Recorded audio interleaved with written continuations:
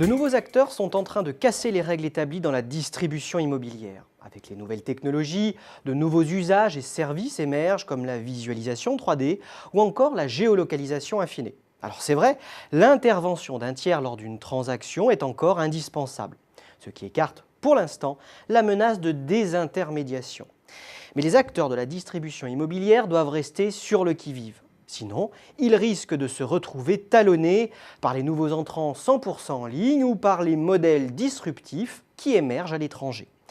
Pour conforter leur position, les opérateurs historiques ne pourront donc pas faire l'impasse sur une véritable stratégie numérique, en particulier dans les domaines de la mobilité et de la data, selon l'étude réalisée par Precepta.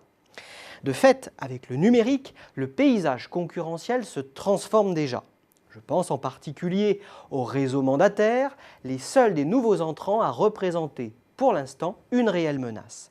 Avec 10% des ventes en 2015, ces acteurs ont ubérisé les agents immobiliers grâce à leur modèle sans agence, basé sur une tête de réseau fournissant l'appui commercial et des outils de gestion.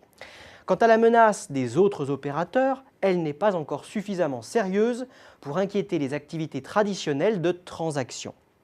Mais ils se tiennent en embuscade. Il suffit, pour s'en convaincre, de penser à Habiteo, qui présente des biens neufs en 3D, ou encore à Locatme ou SomeHome, qui proposent, eux, un service de meilleur ciblage des recherches. Les exemples de modèles disruptifs apparus à l'étranger ne manquent pas non plus.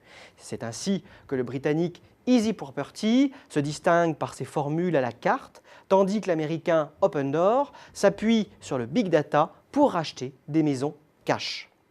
Pour défendre leur position, agences, promoteurs et sites d'annonces ne restent pas inactifs.